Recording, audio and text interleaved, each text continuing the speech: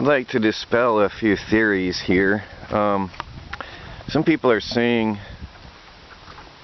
that I left my shower water heater outside. Well, it's not. I keep it in my truck when I'm not showering, and I will show you.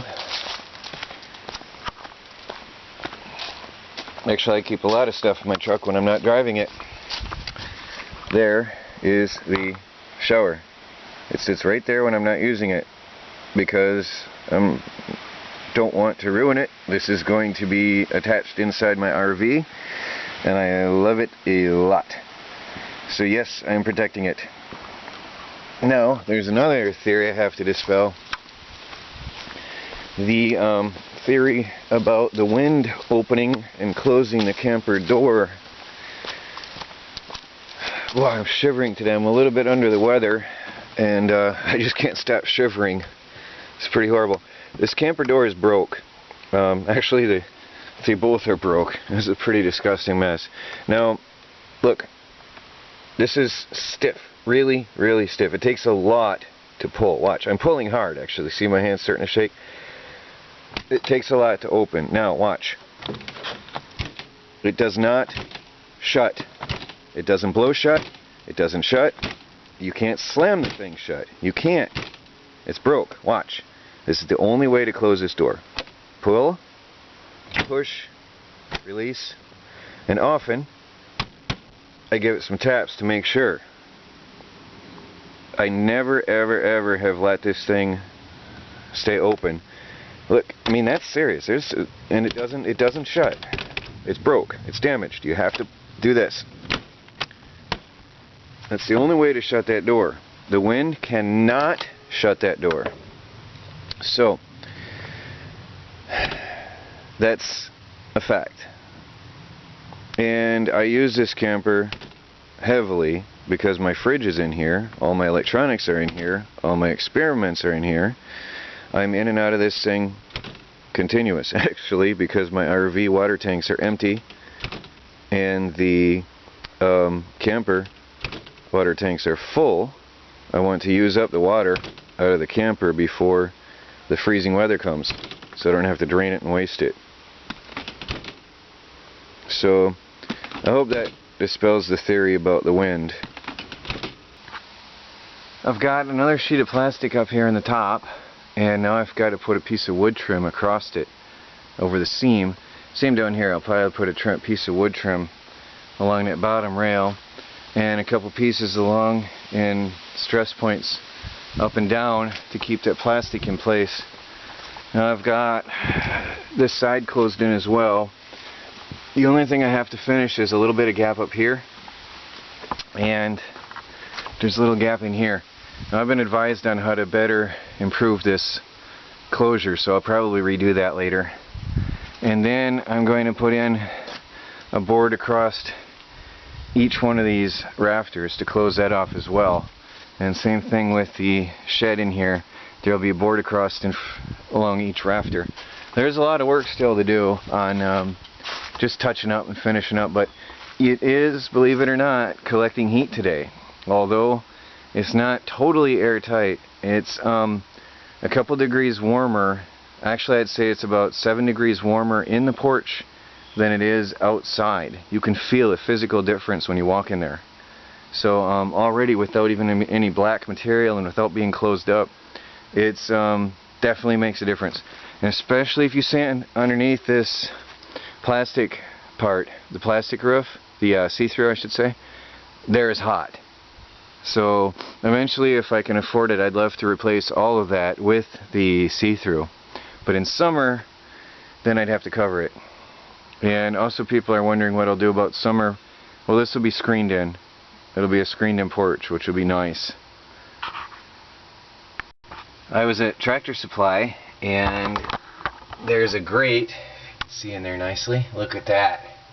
Like it was made for this. That is so perfect.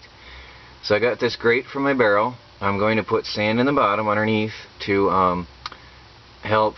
I know now only ash and stuff will fall down, but the sand will help as a heat mass and keep the bottom from any intense heat radiation. I'm testing and carrying the barrel stove outside today, and I just want to cure that cement, the wood stove cement, and I'm going to be testing it for how much heat it radiates, and for the next couple days I'll be just trying this outside here before I put it in the shed and make sure it's going to be safe. But I also want to burn off all the junk on the outside and residual oils. So that'll be a all-day project, just burning this out today. And you'll see the full video later.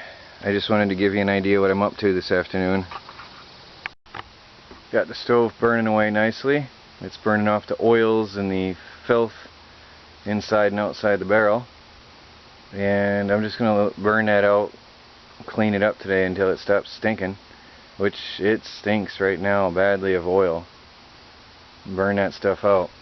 In the meantime, I'm here by my truck camper and I'm setting up Mr. Beam's security lights.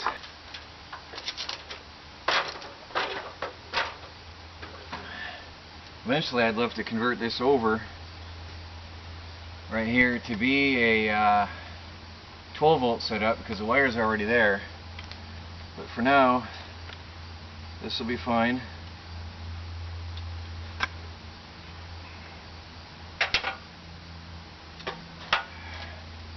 And this actually will shine on the camper door, which will help me a lot if somebody tries to come through here at night.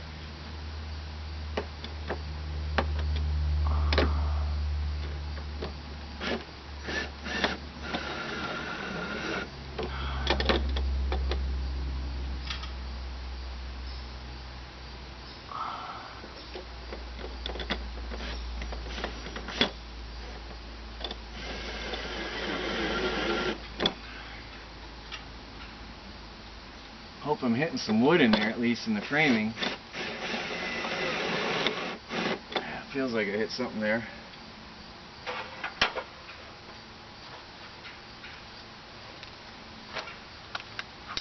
I broke my screwdriver working the other day, so I'm using my Leatherman.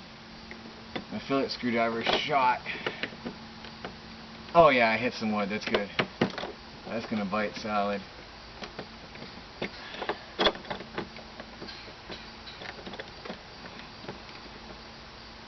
I always wanted to have this one on here.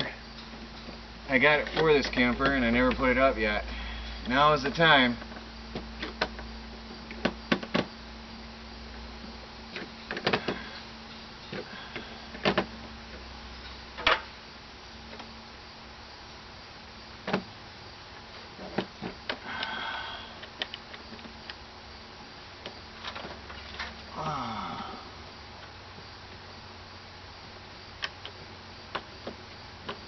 This turns, doesn't it?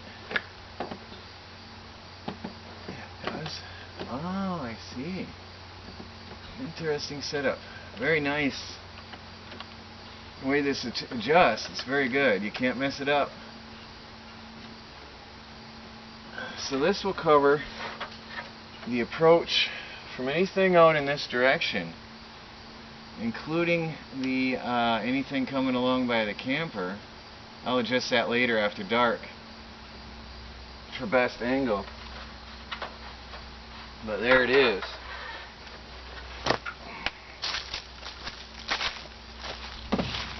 Yeah, that's going to cover the whole approach to the truck camper and the standard old camper that I have here. That light will go off in a second. I held it up against me to see if it would turn on.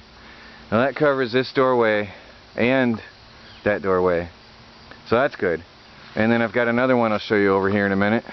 I've got another Mr. Beam's light right here facing the driveway and the approach, which is going to greatly help me at night. When I come up to the RV, it'll light up the path for me in the dark, so that's very convenient there. I'm also going to have I have a massive LED light I'm going to plug into the wall switch inside here, because this big one up here on the pole, it lights up the meadow this way. But I've been dark this way, which I realized last night. There was something underneath the RV bumping around last night. Had me and the cat freaked. I think it was a coon, but I just jumped up and down and made a lot of noise, and eventually it went away. Came back again later, but I couldn't see anything over here last night.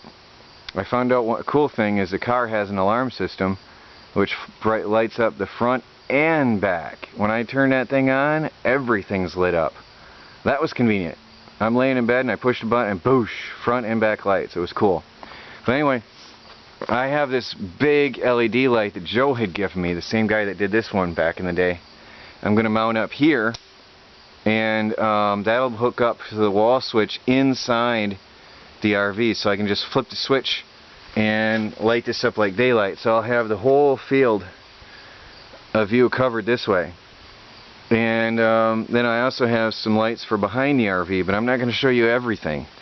I also have some tripped wires and security and motion sensing alarms, which I won't be showing you. I had all these things for the raccoons. I got lazy when I moved to the RV, didn't put them back up, and now it's time to do so. And that's what I'm doing, getting these things hooked up.